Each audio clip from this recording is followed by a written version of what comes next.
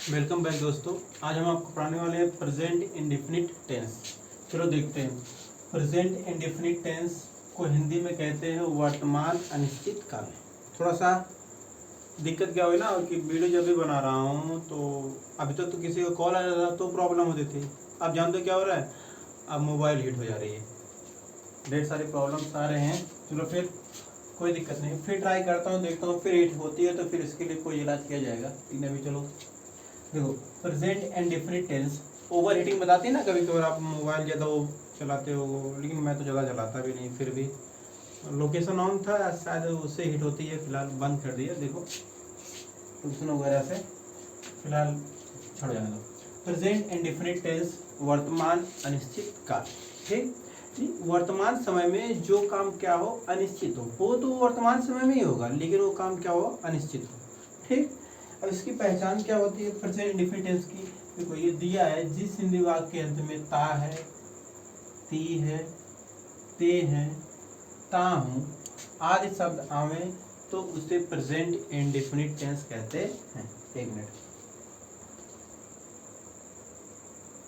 ठीक चल रहा, अच्छा ठीक ना। अब देखो पहचानने के लिए क्या करना पड़ेगा, इसमें देखो जैसे वे जाते हैं, ठीक ना। अंत में देखो ते है, आया है कि नहीं आया है ना, ते आया ना, इसका मतलब ये क्या है प्रेजेंट इंडेफिनिट टेंस है। कोई पूछेगा भाई कैसे, तो आप बताना भाई देखो अंत में ते है आया है, क्या आया है, ते है आया है, इसका मतलब ये क्या है प्रेजेंट इंडेफिनिट टेंस है। ठीक, तुम खाना खाते हो, खाना खाते हो कि नहीं, खाते हो ना। देखो तुम खाना खाते हो, ते हो आया कि नहीं आया, देखो ता है, ती है, ते हैं, या ते हो भी आते, जाते हो, जाते हैं, है ना, या आता है, तो उसे क्या कहते हैं प्रेजेंट इंडेफिनिट टेंस। ये जो आपका ये जो टेंस, जो ये वाक्य है, ये क्या है प्रेजेंट इंडेफिनिट टेंस का है। पता नहीं चला, कैसे बताता हूँ देखो।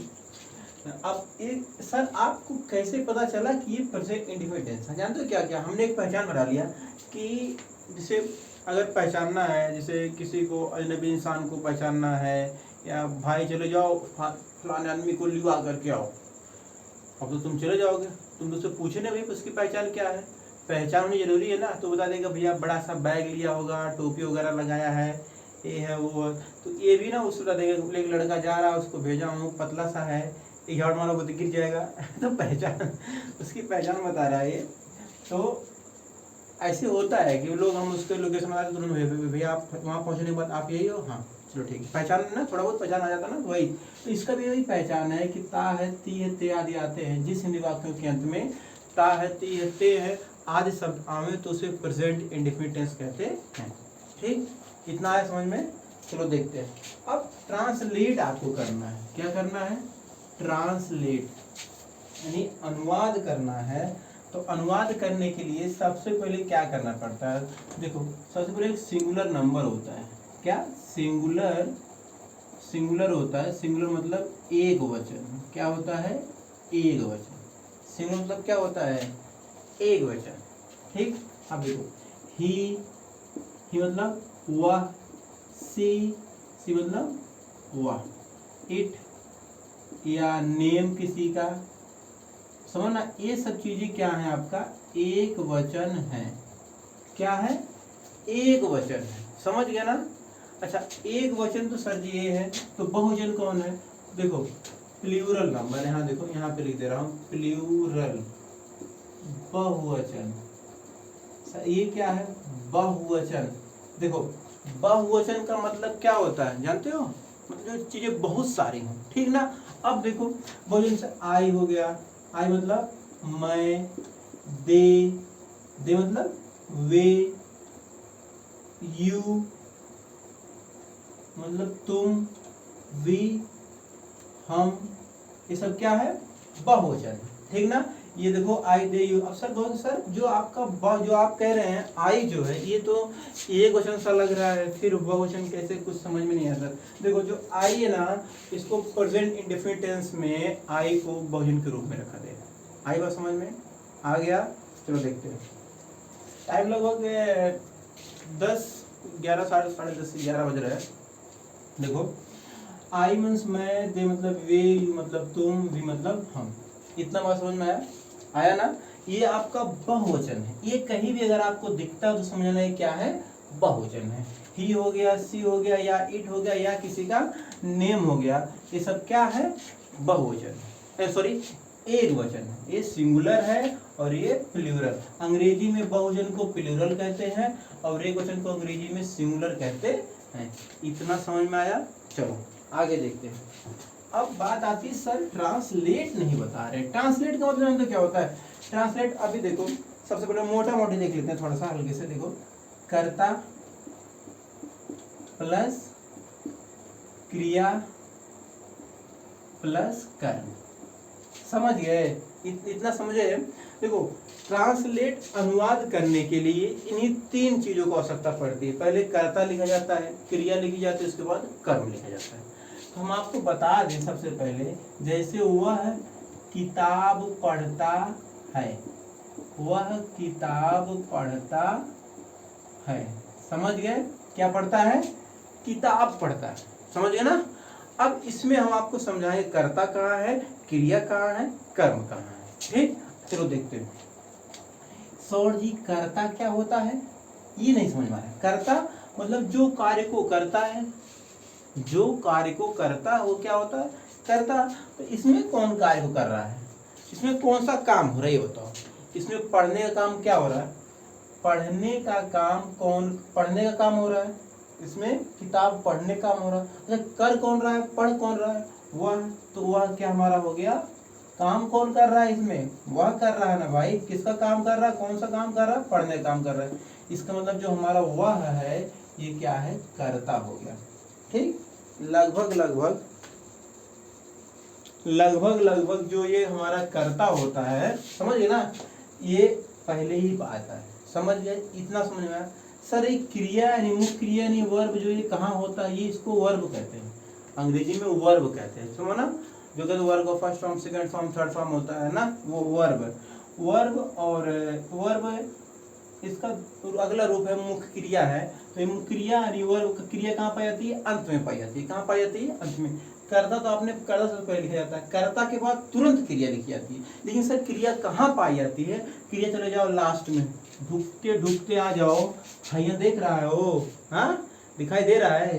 तो अंत में, वाक्य के अंत में क्रिया हमेशा पाई जाती है, ये याद रखे, समझ गया ना। देखो पाया नहीं पाया, क्या है, रीड। अब सर कर्म कहाँ पाया जाता है, कंफ्यूजन आ गया ये तो है। अभी दो चार बीच में और बड़ा आ जाएगा तो फिर सर कहना। तो आप क्या करना, अभी आप पिछला वाला वीडियो मेरा देख लेना, उसमें लिखा ऑब्जेक्ट कितने प्रकार का होता है, बताया गया है ऑब्जेक्ट क्या क्या होता है, कितने टाइप्स के होते हैं और पहचानने का तरीका सब बता दिया गया उसमें। इसमें भी बता दे रहा हूँ मैं, तो देख लो। देखो अब क्रिया में क्या जोड़ने से कर्म का पता चलता है, वह क्या पढ़ता है, यानी क्रिया से पहले क्या जोड़ दिया, क्रिया में क्या जोड़ दो, क्रिया में क्या जोड़ने से कर्म का पता चलता है। जैसे वह क्या पढ़ता है, किताब। तो जैसे कर्म पता चले ना, तुरंत क्रिया के बाद कर्म लगा दो। इतना समझ में आया? आया ना? चलो अगला देखते हैं।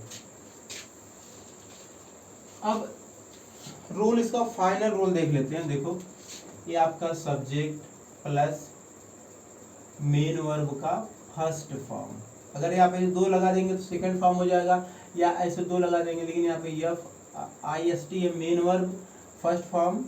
ठीक, लेकिन फर्स्ट मेन वर्ब का फर्स्ट फॉर्म प्लस यस या ES, खाली समझो आप लोग, ठीक है।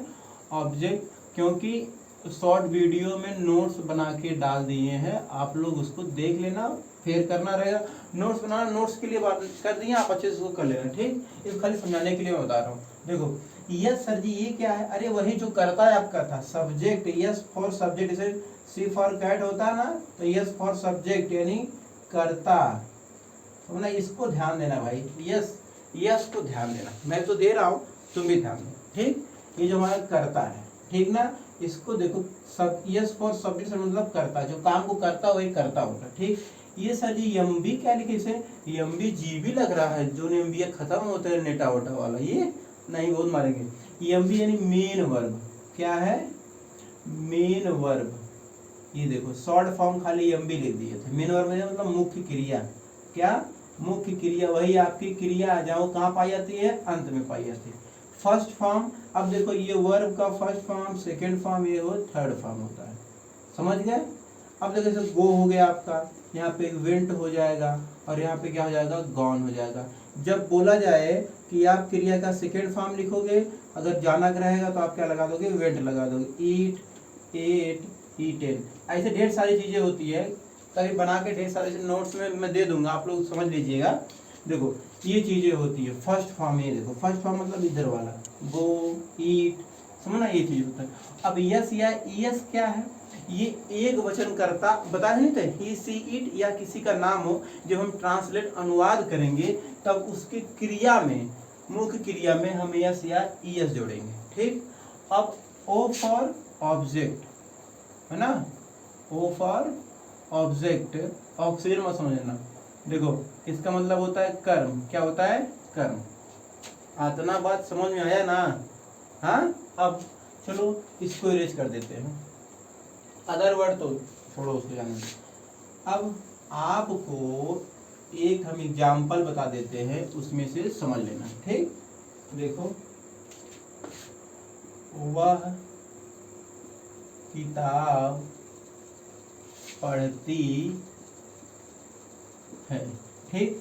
तो सबसे पहले ना अनरा करके नहीं जाना है, समझ रहे हो ना? सबसे पहले इसको पहचानना कॉन्फिडेंस है। रहा रही आ जाएगा तो फिर दिक्कत फंस जाओगे ना, तो ढूंढोगे अरे ता कहाँ है भाई, दिखाई नहीं दे रहा है, सर जी बताए ता आता है। अरे तो बाद में बताएंगे ना, पहले देखो ता ढूंढते हैं, ती है, तो प्रेजेंट टेंस का है। तो सर जी दूसरा रूल बताए थे। देखो अब वह कर्ता, देखो हम आपको बताए थे नहीं थे, कर्ता पहले लिखा जाता है, पहले कर्ता प्लस क्रिया और प्लस कर्म। ये शॉर्ट फॉर्म है, सूत्र फार्मूला, इसको याद करो, कर्ता क्रिया कर्म। तो पहले क्या है? सब्जेक्ट। सब्जेक्ट कौन इसमें है? ही, यहाँ पे लिख देंगे ही कर्ता। ठीक। ये हो गया मेन वर्ब का फर्स्ट फॉर्म। अब ये मेन वर्ब कहाँ होता है? अंत में होता है। जानते हो मुख्य क्रिया कहाँ होती है? अंत में। यानी मेन वर्ब कहो चाहे मुख्य क्रिया को, क्रिया कहो, वो कहाँ होती है? अंत में होता है। तो अंत कहाँ है? अंत का, अब बोर्डवा के पिछुआ चला जाओगे क्या? अंत नहीं, वाक्य के पीछे जाना है। किसके? जो वाक्य लिखा उसके अंत में जाना है। तो पढ़ती है, तो पढ़ना क्या होता है? रीड होता है। क्या होता है? रीड। क्या होता है? रीड होता है।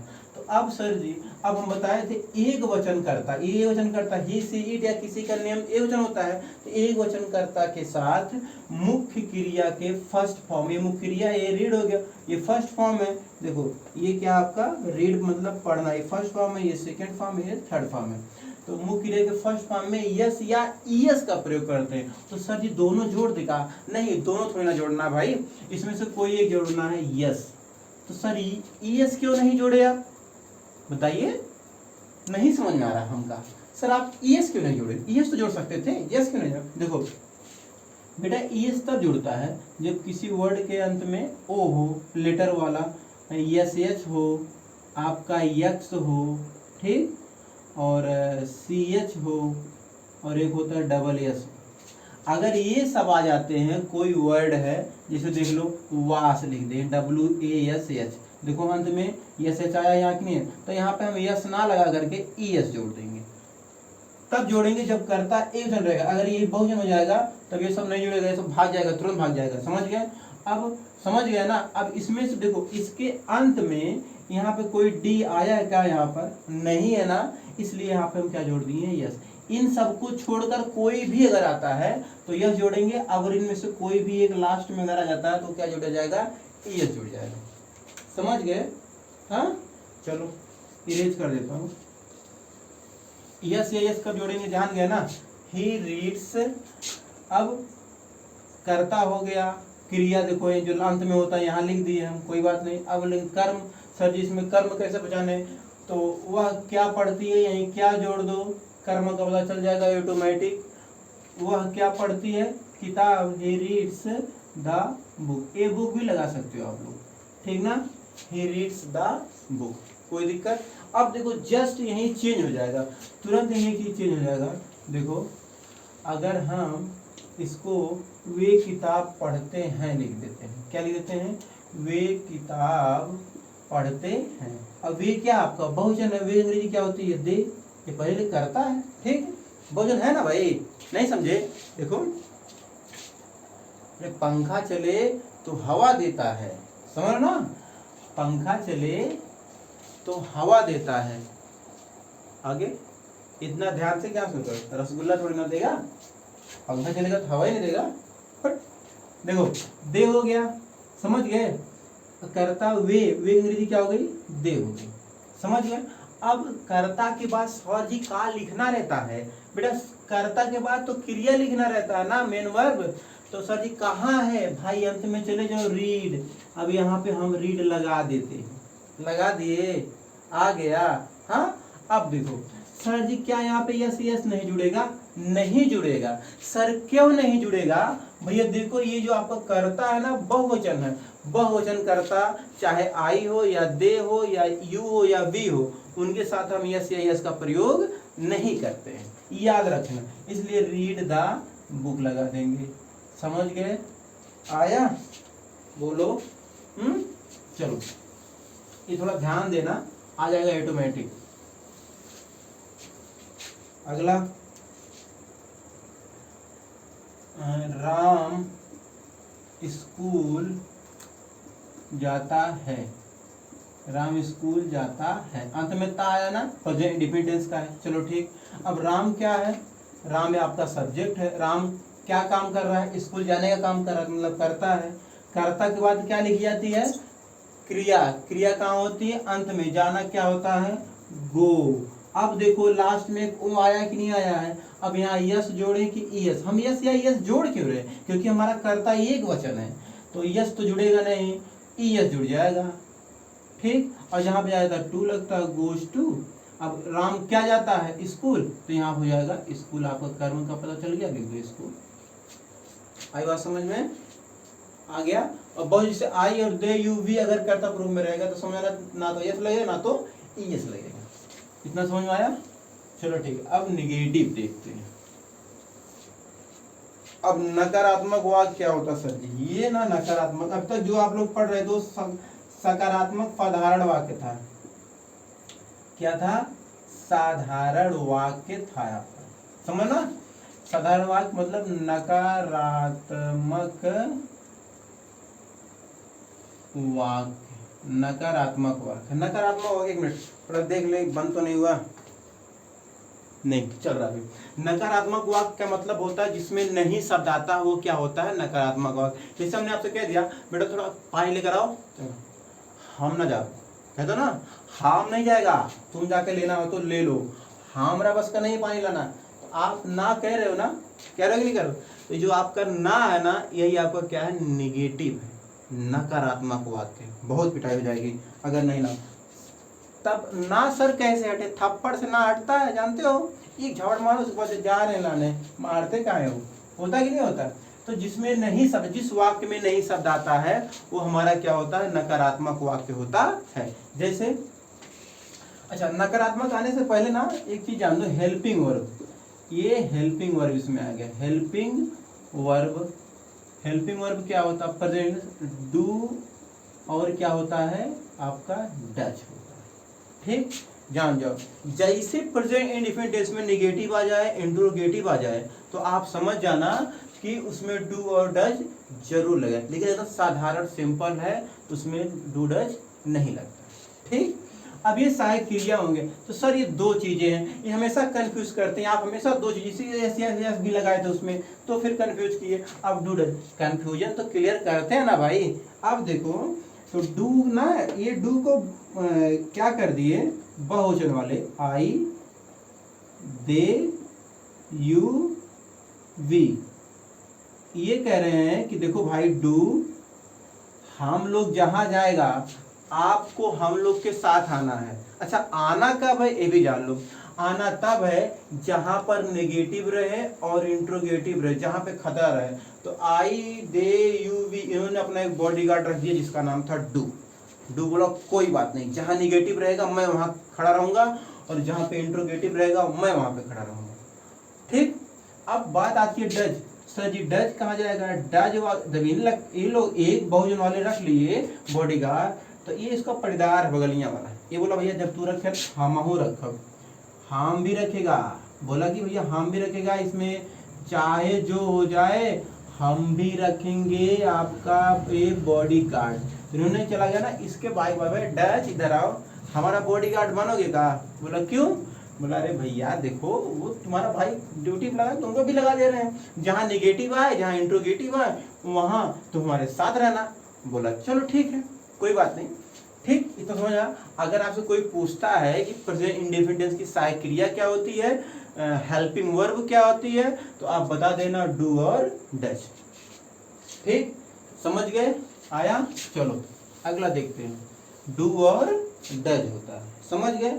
अब डू और डज तो होता है सर जी, लेकिन एक चीज है देखो इसमें रूल लिख देते हैं। सब्जेक्ट आपका डू हो गया, आपका डज हो गया, प्लस नॉट हो गया, प्लस मेन वर्ब का फर्स्ट फॉर्म हो गया, प्लस ऑब्जेक्ट हो गया, प्लस अदर वर्ड हो गया। ये हम ना मार्कर भी गुस्सा कर रहा है कि थोड़ा स्लो स्लो लिखोगे तो बहुत बढ़िया से चलूंगा, ठीक है? इसको नहीं पता दिमाग इस समय 3 बजे से वीडियो बना रहा हूँ लेकिन एक भी बटन बना नहीं। मोबाइल ओवर हीटिंग या किसी को कॉल आता था, लाइन ही कट जाती थी, मैंने कहा रात में 11-12 बजे बनाऊंगा रात में। देखो इतना देखो निगेटिव सेंटेंस का ये रूल देखो, subject do does plus not plus main का first form object plus other. Sir इसमें यस या यस नहीं दिख रहा है। अरे इस यस या यस नहीं दिखेगा ना भाई, सबका अपना अपना जगह होता है, हर जगह थोड़ी ना कूदेगा या कर यस या यस। तो निगेटिव में नहीं है, डर गया, बोला कि भैया हम नहीं आएगा, वहाँ सब निगेटिव वाला है, बहुत मारेगा हमको, इसलिए वो केवल साधारण में ही पड़ा रहता है, साधारण वाक्य में, वो भी केवल किसके साथ? एक वचन के साथ, केवल एक आदमी साथ लगता है, क्या करोगे ऐसा करता है। जिसे बहुजन वाला आता है ना तुरंत यस या यस डर जाता है, बोलता भाई देखो हम नहीं आ पाएंगे, तुम बहुत ढेर सारे हो और हम अकेला हूँ, 2 ही लोग हो, तुम लोग कूट दोगे हमको, इसलिए यस या यस बहुजन वाले के साथ नहीं आता है, लेकिन एक वचन वालों के साथ चला जाता है। बोला क्या करिए हम 2 लोग सब अकेले, इसलिए समझ ना। अब देखो यहाँ पे जैसे हमने लगा दिया तुम पत्र लिखते हो, तुम पत्र लिखते हो, ठीक। पहली बात तो हम पहचान गए ये आपका प्रेजेंट इंडेफिनिट टेंस है, ठीक। दूसरी बात अगर कोई कद बैठ रहे अनुवाद करो इसका, लेकिन एक चीज है तुम पत्र लिखते हो ये साधारण वाक्य, अब इसमें तुम पत्र नहीं लिखते हो, इसमें हमने नहीं जोड़ दिया। अब ये आपका पूरा निगेटिव वाक्य नकारात्मक वाक्य बन गया, क्या बन गया? जिसमें नहीं शब्द आ जाए वो पूरा नकारात्मक वाक्य बन जाता है। तो तुम क्या है? एक जन एक बहुवचन, बताओ बहुवचन है तो ये देखो एक बहुवचन आ गया। अब बहुवचन के साथ कौन आएगा? डू एग डज, तो बहुवचन के साथ आता है डू, तो भैया देखो यहाँ पे लगा देंगे डू। बोला बॉडीगार्ड हमारे बगले खड़ा रहे कहीं जाए मत, ठीक। अब देखो नॉट लगा है, देखो रूल में देखो नॉट लगा ना, तुरंत नॉट, अगर नॉट है तुरंत नॉट लगा दो, ठीक। मेन वर्ब का फर्स्ट फॉर्म तो मुख्य क्रिया है, मेन वर्ब का फर्स्ट फॉर्म कहाँ होता? अंत में चले जाओ, चले जाओ अंत में, देखो अंत में आया, देखो लिखना, लिखते हैं ना, तो लिखना क्या होता है? राइट, क्या होता है? You do not right, right भाई राइट, समझ गए? You do not right. अब देखो सर ऑब्जेक्ट यानी कर्म, अब कैसे पता करें? अरे भाई बताए तो नहीं क्रिया में क्या जोड़ो, तो तुम क्या लिखते हो? पत्र आ गया ना, राइट अ लेटर, आया कि नहीं आया? देखो आया ना, you do not write a letter, समझ गए? अगला देखते हैं, चलो एक और देख लेते हैं, एक वचन भाई देखो, वह खाना नहीं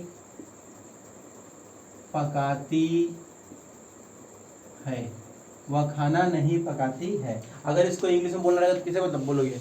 जब ट्रांसलेट पता रहेगा तब ना इंग्लिश बोलोगे, ये ग्रामर नहीं पता रहेगा तो काय के लिए इंग्लिश बोल पाओगे तुम, बताओ। अब देखो, अब सबसे पहले पहचानना है, सबसे पहले आपको अगर इसे कोई ट्रांसलेट दे तो सबसे पहले पहचानो कौन से टेंस का है। तो हमने देखो पकाती है, तो लास्टों में चले जाओ ना ऐसे घूमते घूमते, ये भाई तो कौन सा है? हाँ टी लग रहा है, इसका मतलब इंडिफिनिट का लग रहा है, इसका मतलब तुरंत सर जी बता रहे हैं, इस वाले हाथ से लिख रहा हूँ, देखो बता दे सर की ही लगेगा। अब ही आपका वह एक वचन है ना, तो डू लगेगा, डज लगेगा, ये तो बहुवचन के साथ चला गया बॉडीगार्ड बनने। अब डज तो किसके साथ आएगा? एजन के साथ ना, तो यहाँ पे हम लगा देते हैं डज, इसमें निगेटिव आया है क्या? हाँ, तो तुरंत डैश के बाद आप नॉट लगा दिया करो अगर नहीं शब्द आया है तो। ठीक, नॉट के बाद देखो एमवी का फर्स्ट फॉर्म यानी मुख्य क्रिया का फर्स्ट फॉर्म, तो मुख्य क्रिया होती कहाँ है? लास्ट फॉर्म में चले आओ, देखो पकाती है। पकाती की अंग्रेजी क्या होती है? बताओ, पकाती की अंग्रेजी क्या होती है? पकाना की अंग्रेजी क्या होती है? कुक ना।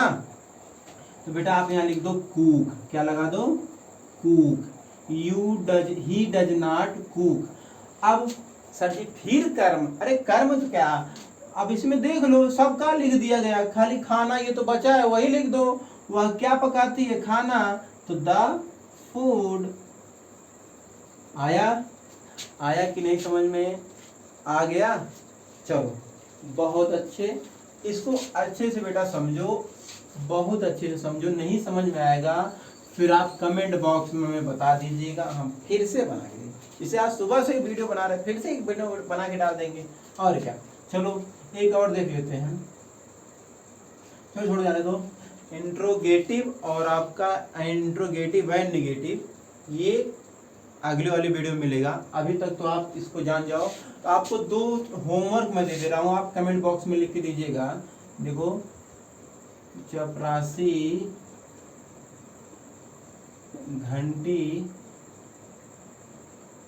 बजाता है। ठीक, वे क्रिकेट नहीं खेलते हैं। समझ गए? आया? आ गया? ये 2 होमवर्क जो दिए हैं आपको कमेंट बॉक्स में ट्रांसलेट करके इसको भेजना है। चपरासी घंटी बजाता है, वे क्रिकेट नहीं खेलते हैं, ये अगर आपने ट्रांसलेट करके बता दिया तो समझ लीजिएगा हम जान जाएंगे कि जो मैं पढ़ाया हूँ आपको समझ में आ गया। ठीक, ओके, थैंक यू।